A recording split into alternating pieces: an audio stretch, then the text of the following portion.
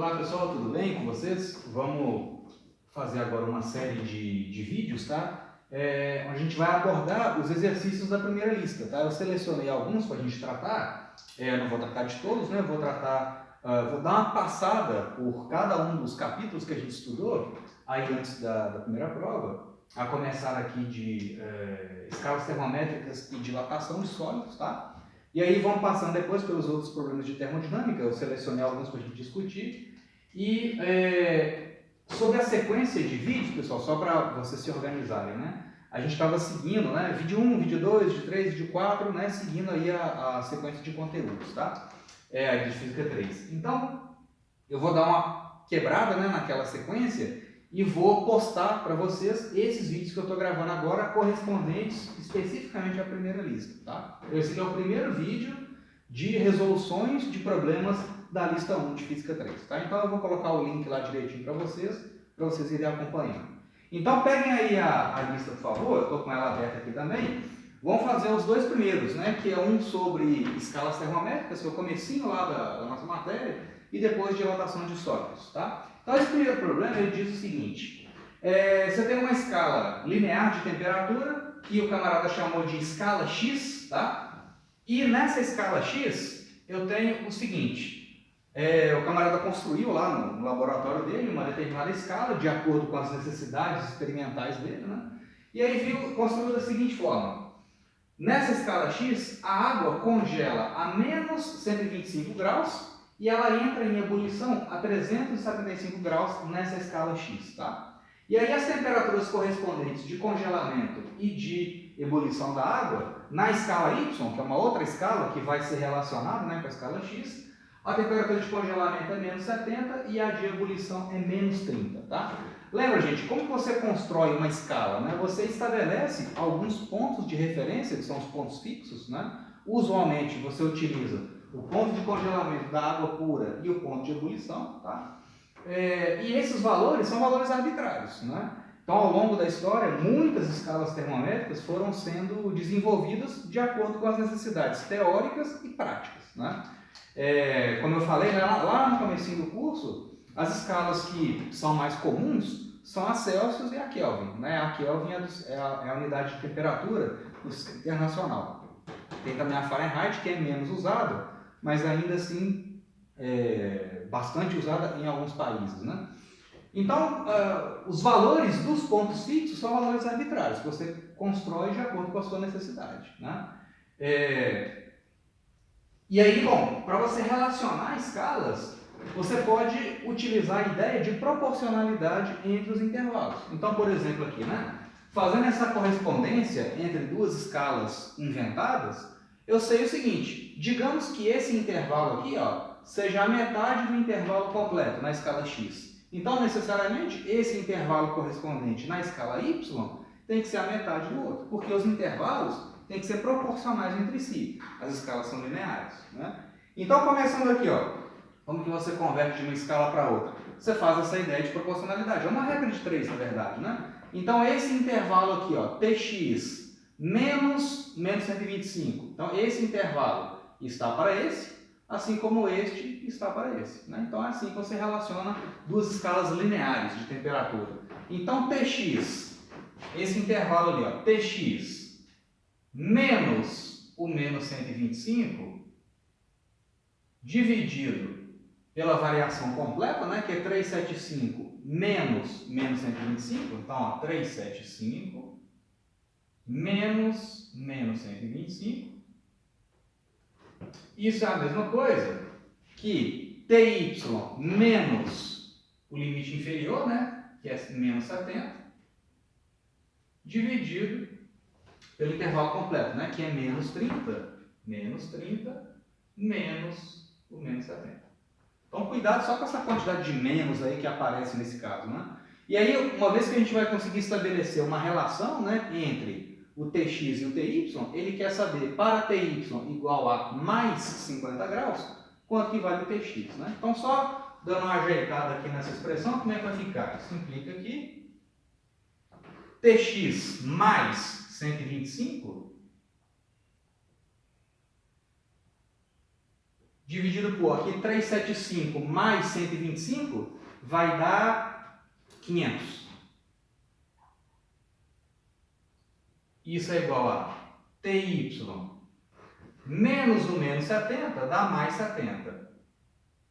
Dividido por menos 30 mais 70 vai dar 70 menos 30, que é 40. E aí, já, né, aqui eu já tenho uma equação que relaciona o Tx com o Ty. Né? Ele está querendo quanto que vale o Tx quando o Ty é igual a 50 graus. Tá? Aqui, na hora de construir, você vê que essa temperatura Ty igual a 50, ela está mais para cima aqui. Né? Aqui nesse desenho que eu fiz, o menos 30 é a ebulição da água e o menos 70 é o congelamento da água, né, nessa escala. E ele quer saber para uma temperatura Ty igual a 50. Então ela está acima aqui desse intervalo que eu desenhei. Mas não tem problema. Né?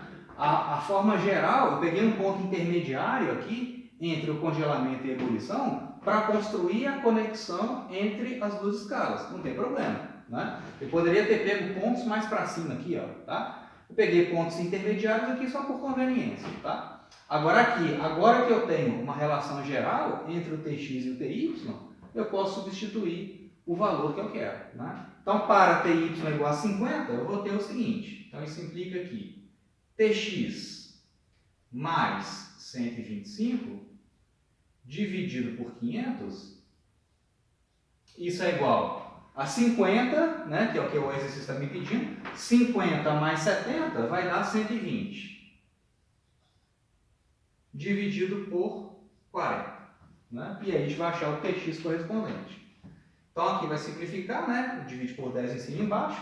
Aqui 4 por 4 dá 1, 12 por 4 vai dar 3. Então isso implica o seguinte, né? Que o meu, né, multiplicando cruzado aqui, Tx mais 125. Então Tx mais 125 é igual a 1.500.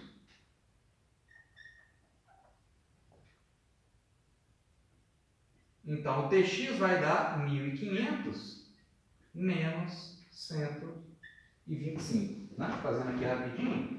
1.500 menos, só para não errar a conta aqui, 1.375. Né? Então, o Tx vai dar 1.375 graus X. Né?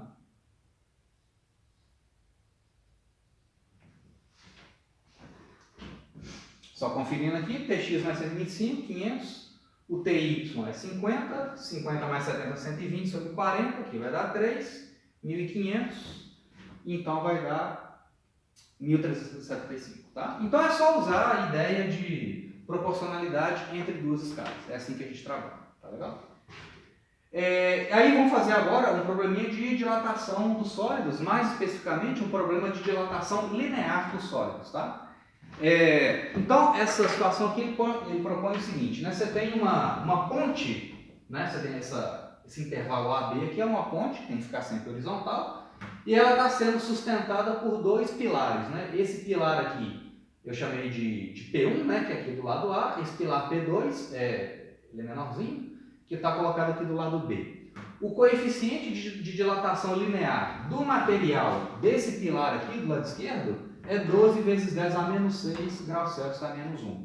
Tá? É o alfa desse pilar aqui do lado A. Ele tem inicialmente o comprimento dele é o dobro do comprimento do pilar do lado B. Né? Então o L inicial do lado A é 4 metros e o outro é 2 metros. Você quer que a qualquer temperatura essa ponte esteja sempre na horizontal. Né? Então a gente sabe, por exemplo, num dia quente, tanto esse pilar quanto esse outro vai dilatar. Né? Então, eu quero saber o seguinte, qual que tem que ser o coeficiente de dilatação linear do pilar aqui do lado B para que essa ponte fique sempre na horizontal. Né?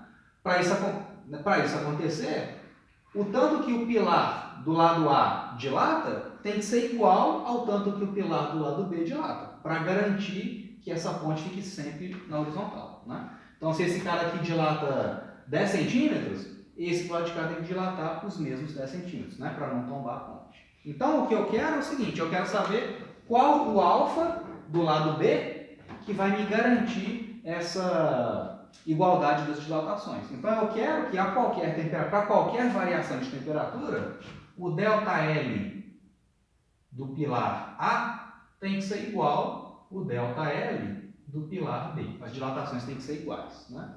Então daqui eu tiro o seguinte, né? O que é a formulazinha da dilatação linear de um corpo, né? A dilatação depende de três coisas. Depende do comprimento inicial do corpo, depende do coeficiente alfa, que é característica de cada material, né? Alfa do material A, vezes ΔT.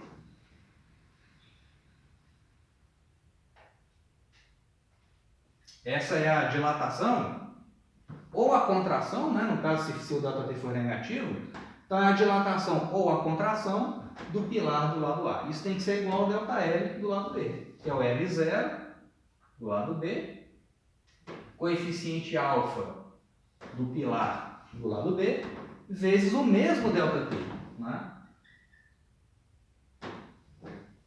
Mesma variação de temperatura, né? Para os dois corpos, tá?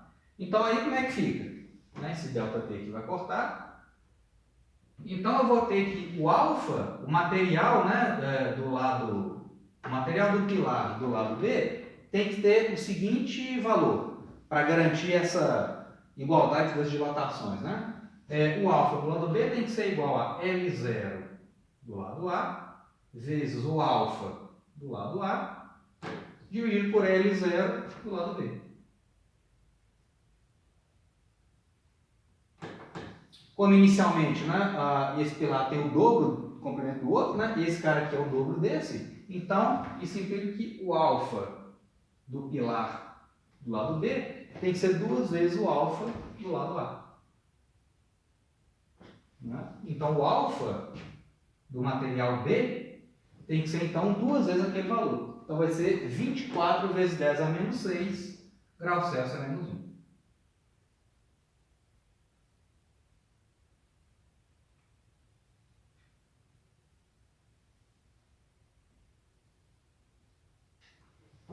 Tá claro, né, gente? Se as dilatações são proporcionais ao L0 e esse cara tem o dobro desse, para eles terem a mesma dilatação, o alfa do lado B tem que ser o dobro do outro, né? Para garantir essa igualdade. Tá legal? Então aí essa é a primeira parte do curso, né? E aí já vou fechar esse primeiro vídeo, que é mais curtinho, e aí no próximo eu vou fazer alguns problemas de termodinâmica.